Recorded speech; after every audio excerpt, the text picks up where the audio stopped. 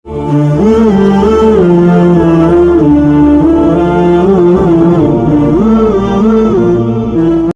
মাজার ভাঙার ডাক দিচ্ছে, এ নিয়ে পক্ষে বিপক্ষে বিতর্ক হচ্ছে। বিষয়টা সম্পর্কে আপনার মন্তব্য কামনা করছি। প্রশ্নকর্তা ভাইকে আমি পাল্টা প্রশ্ন রাখতে চাই, মাজার ভাঙার ডাক দিচ্ছেন কারা? বাংলাদেশে উল্লেখযোগ্য যে সমস্ত ওলামা একরাম আছেন, পরিচিত যেই কোনো ঘরানার যে কোনো চিন্তা বা মত পথের বা যে কোনো দৃষ্টিভঙ্গির আলেম হন না কেন, কোনো আলেম এই ডাক দিয়েছেন কিনা, দিলে কোথায় কখন দিয়েছে আমাকে একটু জানাবেন। দেখুন, এদেশে সংখ্যালঘুদের উপর আক্রমণ করা হয় এবং সেই আক্রমণের যে দোষ সে উদুরপিণ্ডি বুদুর ঘাড়ে চাপানো হয়। ঠিক একইভাবে এই মাজার ভাঙার ক্ষেত্র আমরা লক্ষ্য করেছি। পরিষ্কারভাবে আমরা বলতে চাই যে কোনো মুসলিম নামধারী নিজেকে যিনি মুসলমান দাবি করছেন, তিনি যদি শিরকে লিপ্ত হন, তাহলে সেক্ষেত্রে তাকে আমাদের দাওয়াত দিতে হবে, সংশোধনের পথে আহ্বান করতে হবে। তার যে মাজার সেটা ভেঙে, যে মাজার সে সিজদা করছে বা যে মাজারকে তিনি পুজো করছেন অথবা সেখানে তিনি শিরকে লিপ্ত হয়েছেন, সেটাকে ভেঙে দেওয়াটাই সমাধান নয়। তাকে দাওয়াত দিবেন। আপনি বলবেন যে দাওয়াত দিয়ে বহু মাজার দাওয়াত দিয়ে কোনো লাভ হয়েছে কিনা, আমি বলবো বহু মাজারের ভক্ত বা মাজারের শিরকারী মানুষকে আল্লাহ তাআলা হেদায়েত দিয়েছেন। আমার ব্যক্তিগতভাবে পরিচিত এরকম মানুষ আছে। আল্লাহ আমার মাধ্যমেও কিছু ভাইকে হেদায়েত দিয়েছেন বলে আমি আল্লাহ তাআলার দরবারে শুকর এবং কৃতজ্ঞতা জ্ঞাপন করছি। কিন্তু মাজার ভেঙে দেওয়ার কারণে কজন মানুষ শিরক ছেড়েছে, আপনি সেটা বলতে পারবেন কিনা? দেখুন, আপনি যদি কোনো কাজ করার কারণে সেটা দিন শেষে ইসলাম এবং মুসলমানদের ক্ষতি ডেকে আনে, ইসলাম এবং মুসলমানদের দুর্নামের সুযোগ পায়, ইসলাম এবং মুসলমানদের দাওয়াতি কাজে বাধা সৃষ্টি করার কারণ হয়, তাহলে সেক্ষেত্রে সেটা মনে রাখবেন যে ইসলামের কাজ নয়, সেটা শয়তান আপনাকে নেক্সট সুরতে ধোঁকা দিয়ে আপনার দিয়ে এই কাজগুলো করাচ্ছে। কাদিয়ানীদের মধ্যে দাওয়াতি কাজ করেন এমন একজন প্রথিতযশা আলেম আমাকে বলেছেন ব্যক্তিগতভাবে, আমার বন্ধু মানুষ, মৌলানা আব্দুল মজিদ, ওনার নাম, অনেক বই পুস্তক লিখেছেন। তিনি বলেছেন, ভাই আজকাল আমি সেখানে দাওয়াতি কাজ করাটা আমার জন্য কঠিন হয়ে গেছে এবং এটাকে রেফারেন্স হিসেবে টানা হচ্ছে। আমরা অনুগ্রহ করে সবাইকে বলবো এই বিষয়ে সহনশীলতার পরিচয় দিতে এবং ওলামা একরাম আপনাদের কাউকে কাজের নির্দেশ দিয়েছেন কিনা, দিলে তার নাম বলুন। কোন ভিডিওতে, কোন বক্তব্যে, কোন অনুষ্ঠানে, প্রকাশ্যে বা অপ্রকাশ্যে কোন আলেম বলেছেন আমাদেরকে বলুন। এই যে রবিউল আউয়াল আসছে, 12 রবিউল আউয়াল, সে উপলক্ষে আমরা বলবো সবাইকে সর্বোচ্চ সতর্ক থাকবার জন্য, যাতে কোনোভাবে 12 রবিউল আউয়াল উপলক্ষে যে আনুষ্ঠানিকতা হয়ে থাকে, আমাদের অনেক ভাইয়েরা যে সমস্ত জশ্নে জুলুস ইত্যাদি করে থাকেন, সেখানে কোনো মানুষ যেন আক্রমণ করার চেষ্টায় লিপ্ত না হন। আমরা অনুগ্রহ করে সবাইকে সর্বোচ্চ সহনশীল থাকার কথা বলবো। যেহেতু মাজার ভাঙার প্রশ্ন আসছে, সেজন্য কয়েকদিনের মধ্যেই যেহেতু রবিউল আউয়াল শুরু হচ্ছে, 12 রবিউল আউয়াল শুরু হচ্ছে, সেজন্য সে বিষয়ে আমরা সবাইকে উদাত্ত আহ্বান করছি সর্বোচ্চ সহনশীলতার পরিচয় দিতে। মনে রাখবেন, এগুলো কোনো অবস্থাতে একজন দায়িত্বশীল মুসলিমের কাজ নয়। আপনার কোনো কাজে যদি ইসলাম এবং মুসলমানদের উপকারের চাইতে ক্ষতি বেশি হয়, তাহলে সেটা শয়তানের পরিকল্পনা বা সেটাতে শয়তান খুশি হবে, এটা বলাই বাহুল্য।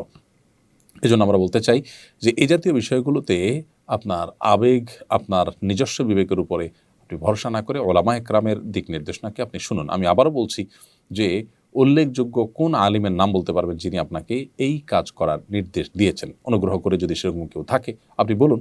আমার জানা মতো এরকম কেউ নেই। আল্লাহ তাআলা আমাদেরকে হেদায়েত দান করুন। আশিক রাসূল আপনি লিখেছেন আইডি থেকে, আমি লাইট অ্যান্ড সাউন্ডের কাজ করি, এজন্য আমাকে বিভিন্ন নাচ গানের প্রোগ্রামে লাইট চালাতে হয়, আমার চাকরি জায়েজ হবে? ভাই, অবশ্যই আপনার চাকরি জায়েজ হবে না, কারণ সেখানে নাচ গান হারাম যে কাজগুলো হয়, আপনি সেখানে লাইটিংয়ের কাজ করে মূলত একটা গুনাহের কাজের সহযোগী হচ্ছেন, যেটা একজন মুসলমান হতে পারে না। আল্লাহ বলেছেন, ওয়ালা তাআওয়ানু আলাল ইসমি ওয়াল উদওয়ান, তোমরা পাপ এবং সীমা লঙ্ঘনের কাজে একে অন্যের সহযোগী হইও না। সেই জায়গা থেকে আপনার জন্য এটা করা জায়েজ হবে না। আনোয়ারুল আমিন আপনি লিখেছেন, দোকান বা বাসা ভাড়া সরকারি রেটের বেশি ভাড়া নেওয়া বা দেওয়া জায়েজ হবে কিনা?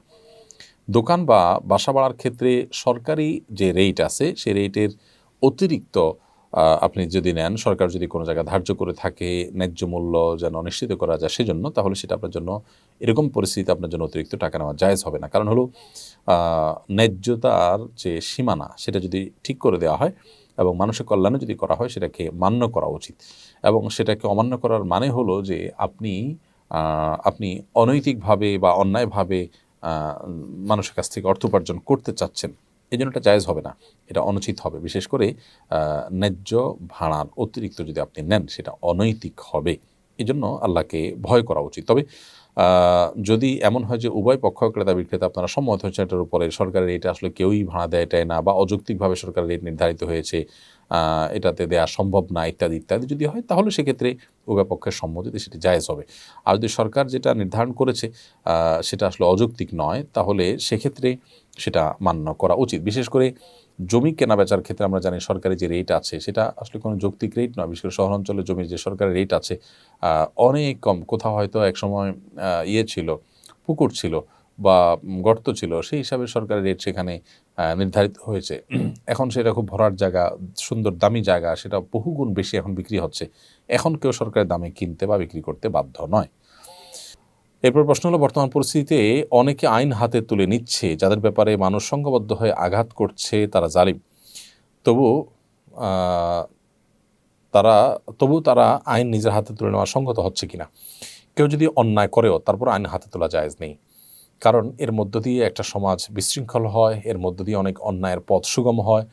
আপনি যাকে অন্যায়কারী হিসাবে তার ব্যাপারে শাস্তি দেওয়ার কাজটা করতে যাচ্ছেন, এটা যদি আরেকজনও করে, তাহলে সেক্ষেত্রে ঠুনকো অজুহাতে একজন আরেকজনের শত্রুতা উদ্ধার করা শুরু করবে, সমাজে একটা বাজে দৃষ্টান্ত তৈরি হবে এবং একটা অস্থিতিশীল পরিস্থিতি আসবে। নবী করিম সাল্লাল্লাহু আলাইহি সাল্লাম বিচার করতেন, বিচারের আলোকে শাস্তি কার্যকর হতো। কোরআনের যে বিধান আছে সেই বিধানের আলোকে সাহাবীরা যার যার মধ্যে করে শাস্তি কার্যকর করতেন না। পরে নবী সাল্লাল্লাহু আলাইহি সাল্লামের কাছে আনা হতো, তিনি বিচার করতেন। পরবর্তীতে সাহাবীরা যখন খেলাফতের দায়িত্ব পেয়েছেন, তারা বিচার করতেন, তার আলোকে বিচার করা হতো। তো বিচার, প্রত্যেকটা ব্যক্তি যদি বিচার ভার নিজের হাতে তুলে নেন, তাহলে সেক্ষেত্রে সমাজ বিশৃঙ্খল হবে, যেটা ইসলাম সমর্থন করেন এবং আমাদের জন্য একটা সুন্দর আবাসভূমির পথে যেটা সবচেয়ে বড় অন্তরায়গুলোর একটি। বিধায় কোনো যুক্তিতেই আইন নিজের হাতে তুলে নেওয়া আমাদের জন্য জায়েজ হবে না। নাজিমউদ্দিন লিখেছেন, আমি দুবাই থাকি, এখানে মসজিদে প্রায় দেখি কিছু কিছু আরব হাফ প্যান্ট পরে মসজিদে আসেন, নামাজ পড়েন। এটা আপনি কীভাবে দেখবেন একটু জানাবেন। কোনো কোনো মাযহাবে মানুষের রান কিংবা হাঁটু এগুলা সতর নয়, যার কারণে সেগুলোকে তারা প্রদর্শন করেন। কিন্তু বিশুদ্ধ মত এবং হানাফি ফোকাহে কেরামের মত অনুযায়ী হাঁটু পর্যন্ত আপনাদেরকে ঢাকতে হবে, রান সতর অংশ। সেই জায়গা থেকে তো গুনাহগার তারা সন্দেহাতীতভাবে, আর একটা দৃষ্টিকটুও বটে। সেই জায়গা থেকে এরকম করা যাবে না। এমনকি তাদের মাযহাবে যদি এটা জায়েজ হয়, তারপর এটা করা উচিত না। কারণ আল্লাহ সুবহানাহু ওয়া তাআলা বলেছেন, ইয়া বানি আদম খুযু যিনাতাকুম ইনদা কুল্লি মাসজিদ, হে আদম সন্তান, তোমরা প্রত্যেক সালাতের সময় তোমাদের শোভা সৌন্দর্য এটা তোমরা গ্রহণ করো। বিধায় শোভা সৌন্দর্য আমাদেরকে গ্রহণ করতে হবে এবং আমাদেরকে আল্লাহর ঘরে বা নামাজ যখন দাঁড়াবো তখন সুন্দর পোশাক আশাক পরতে হবে। হাফ প্যান্ট পরা এটা কোনো সুন্দর পোশাকের মধ্যে পড়ে না।